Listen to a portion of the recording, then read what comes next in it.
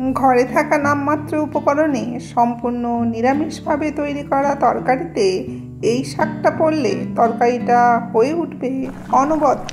নতুন স্বাদের এই পদটি গরম ভাতে অসাধারণ। নমস্কার বন্ধুরা, আমার এই চ্যানেল হরেক রকমতে তোমাদের স্বাগত। তাহলে দেখে নাও রেসিপিটা। কড়াইতে 8 চামচ সাদা তেল দিয়ে ফোড়নের জন্য দিল 1 চামচ কালো জিরে। এবার একে একে কেটে রাখা সবজিগুলোকে দেওয়া হবে। প্রথমে দেওয়া হলো আলু আর সামান্য নুন। এখানে বড় আকারে 2টো আলু নেওয়া হয়েছে।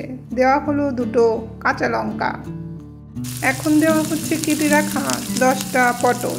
তোমাদের বলে রাখি, প্রত্যেকটা সবজি কিন্তু ডুমো ডুমো করে কাটা হয়েছে। গ্যাসের ফ্লেমটাকে লো টু মিডিয়ামে রেখে ভেজে নেওয়া হচ্ছে। এবার দেওয়া হলো কেটে রাখা 500 গ্রাম কুমড়ো। সমস্ত সবজিগুলোকে দিয়ে ভালো করে ভেজে নিয়ে ওকে ঢেকে দিল তাড়াতাড়ি সিদ্ধ হয়ে যাওয়ার জন্য।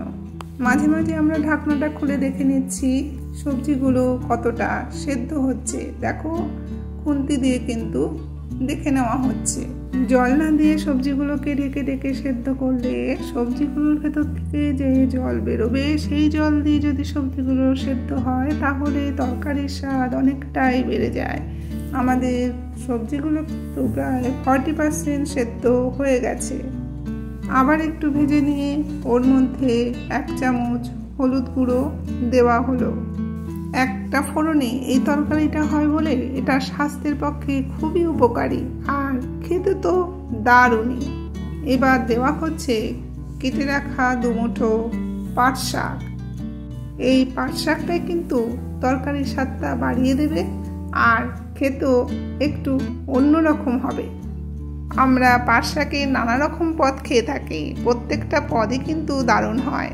এখন দেওয়া হলো 1 চামচ নুন। এই রান্নাটাতে কোনো রকম মিষ্টি দেওয়া হচ্ছে না, তোমরা চাইলে দিতে পারো। নুনটা দেওয়ার পর একটু কষিয়ে নিয়ে ওর মধ্যে দিয়ে দিল 1.5 বাটি জল।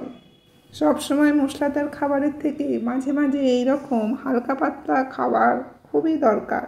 এই রকম হালকা পাতলা খাবার খেলে পেট ভালো থাকবে, তাতে শরীর চনমনে হবে। শরীর ভালো থাকলে মন উৎফুল্ল হবে, তাতে কাজের উৎসাহ বাড়বে।